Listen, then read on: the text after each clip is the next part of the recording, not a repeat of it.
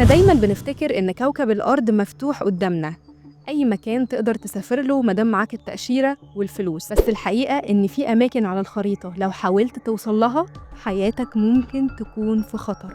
اماكن مليانة غموض ومحظورة بقوانين صارمة او ممنوعة بقوة الطبيعة، جزر، مدن، ارشيفات، وكمان قواعد عسكرية. كل مكان فيهم ليه قصة تخليه جزء من رواية رعب او فيلم خيال علمي. واللي بيزود غرابة المكان إن معظمنا عمره ما هيشوفه ولا هيعرف إيه اللي بيستخبي جواه. النهاردة هحكي لك عن أغرب وأخطر المناطق المحظورة في العالم، وهندخل جوه قصصهم واحدة واحدة. خليكوا معايا.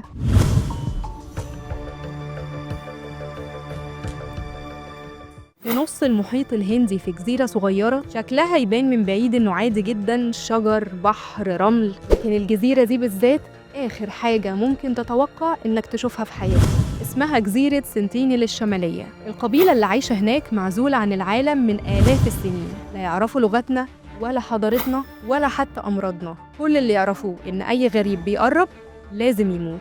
طبعاً كان في محاولات قبل كده كتير إنها تقرب منهم، سواء مراكب أو بعثات أو حتى مراكب صيد راحت هناك بالغلط، لكن نهايتهم دايماً بتكون واحدة: بيرموا مجموعة كبيرة من السهام على الناس الغريبة لحد ما يموتوا واحد ورا التاني من قبل حتى ما رجليهم تلمس الشط. الحكومة الهندية حظرت أي محاولة للوصول ليهم، مش بس لحماية أي حد غريب ممكن يوصل هناك، لكن كمان لحمايتهم هم، لأن مجرد دور برد عادي ممكن يبيدهم كلهم، لأن ما عندهمش مناعة ضد الأمراض بتاعتنا. الجزيرة دي بقت رمز لحدود ما ينفعش يعديها أي إنسان غيرهم. وعلى الناحية التانية من الكوكب في صحراء نيفادا في أمريكا في مكان تاني مرسوم على الخريطة باسم المنطقة 51، قاعدة عسكرية حواليها سور شائك عليها حراسة 24 ساعة. لسنين طويلة الحكومة الأمريكية أنكرت وجودها أصلاً، وده طبعاً كان سبب في أساطير كتير اتقالت عليها. ناس بتقول إن في جواها بقايا أطباق طائرة نزلت علينا من الفضاء، وناس تقولك لأ، ده فيها كائنات فضائية الحكومة حبساهم هناك وبتعمل عليهم تجارب، واللي يقولك دي فيها تكنولوجيا مش موجودة على الأرض، وكل اللي كان نفسه في إشاعة بيقولها. والحقيقة إن الإعلام وأفلام هوليوود وحتى الناس اللي ادعوا إنهم اشتغلوا هناك كلهم كانوا بيزودوا الغموض أكتر، لكن الحقيقة فين؟ محدش يعرف. بس الأكيد إن مجرد محاولة دخول المنطقة 51 هتخلي عربيات الجيش تكون حواليك من كل ناحية في ثواني، ومصيرك ساعتها مش هيكون مضمون. واللي بيزود غرابة الموضوع إن جزيرة سنتينيل والمنطقة 51 مش لوحدهم على الأرض. في قلب إيطاليا جوه الفاتيكان في مكان محدش يقدر يدخله غير ناس قليلة: أرشيف الفاتيكان السري.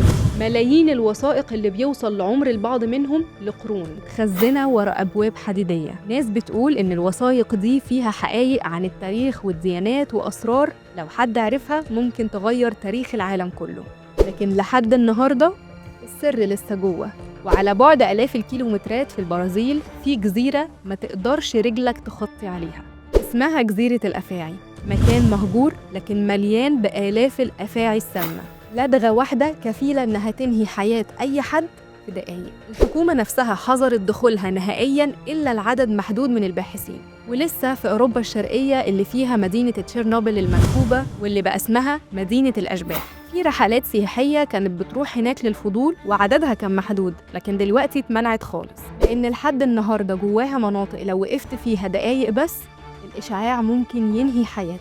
ولو رحنا بقى لروسيا في مدن كاملة اسمها المدن المغلقة، أماكن محظور دخولها على أي شخص من بره لأنها مرتبطة بمشروعات نووية. حتى سكانها نفسهم حياتهم متراقبة وما يقدروش يدخلوا أو يخرجوا منها إلا بتصاريح. كلها أماكن بعيدة عن بعض ومختلفة تماماً، وما بيربطهاش غير شيء واحد، وهو منع دخول البشر ليها. وهنا بيجي السؤال: هل المنع ده لحماية البشر من الخطر ولا لحماية الأسرار اللي جوه من البشر؟ الغريب في فكرة المناطق المحظورة إن كل مكان منهم مقفول لسبب مختلف عن التاني. في جزيرة سنتينيل مثلاً العزلة مش اختيار ولكنها حياة أو موت. القبيلة اللي عايشة هناك معزولة عن العالم من آلاف السنين، مفيش مناعة ضد أمراضنا ولا خبرة بالسياسة ولا التكنولوجيا. مجرد نزلة برد عادية ممكن تتحول لطاعون يبيدهم كلهم. هنا المنع ليه وجه إنساني، حظر الدخول بيحميهم مننا مش العكس. لكن الصورة بتختلف تماماً مع المنطقة 51، قاعدة عسكرية أمريكية في صحراء نيفادا. وما كانتش موجودة على الخرايط لفترة طويلة. الناس شافت أجسام غريبة في السماء حوالين القاعدة، إشاعات عن تجارب على تكنولوجيا فضائية. الحقيقة إن المكان ده كان مسرح لاختبارات عسكرية سرية ومتقدمة، لكن لما السرية يدخل فيها الخيال وبالتالي الإشاعات، بتتحول القاعدة العسكرية العادية لأسطورة. ومع إن الحظر هناك أكيد لحماية الأمن القومي، لكن الأكيد برضو إنه مخبي أسرار أكبر من إن الناس تستوعبها. ولو رجعنا للبرازيل لجزيرة الأفاعي، فهو مكان صغير مليان بآلاف التعابين، لكن مش أي تعابين، دي أخطر الأنواع على وجه الأرض. السم بتاعها يقدر يموت إنسان في دقايق. الحكومة منعت البشر من دخول الجزيرة، والعلماء نفسهم ما بيدخلوهاش إلا لتصاريح خاصة وساعات محدودة. هنا المنع مش فلسفة ولا سياسة، لكنه ضرورة. الطبيعة قررت إن الجزيرة دي تكون ملك للتعابين وبس، وأي حد يقرب يكون مصيره معروف. أما في تشيرنوبل فكارثة 86 النووية اللي لحد النهاردة لسه ليها تأثير على الأرض، فهي السبب الأساسي. لأن الزمن وقف في الأرض دي فجأة ولسه ما اتحركش لحد دلوقتي. الإشعاع لسه ساكن في الأرض وفي الهواء وبيأثر في الخلايا البشرية، ورغم مرور السنين إلا إن المنطقة لسه خطيرة. تشيرنوبل بقت رمز، بس مش بس للحظر، لكن كمان تحذير عالمي إن العلم لما بيخرج عن السيطرة بيحول مدينة كاملة لقبر مفتوح.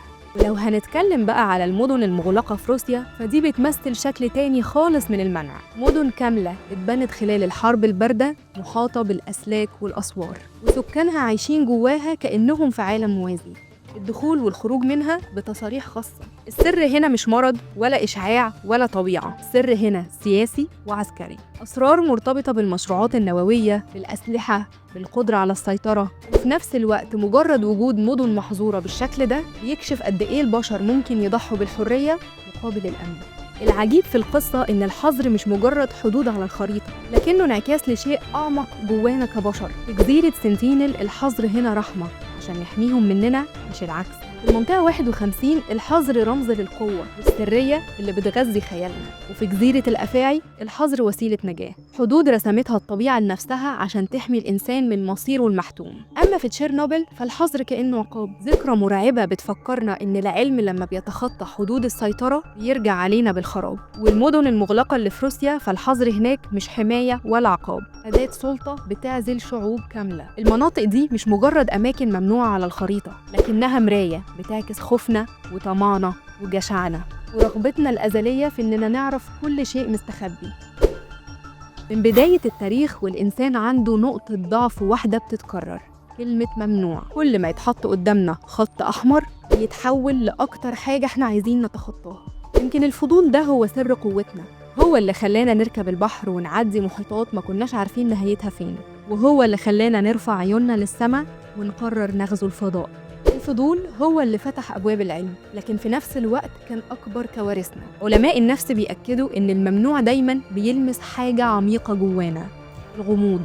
لأن العقل البشري ما بيستحملش الفراغ، فهنا بيدخل الخيال عشان يملى الفراغ ده. فالقاعدة العسكرية العادية اللي اسمها المنطقة 51 بتتحول في عقولنا لمخزن أسرار فضائية، والمدينة المهجورة اللي اسمها تشيرنوبل بتبقى في خيالنا أرض أشباح. حتى جزيرة سنتينل اللي ناسها عايشة ببساطة بعيد عن العالم بتحول في خيالنا لمكان سحري.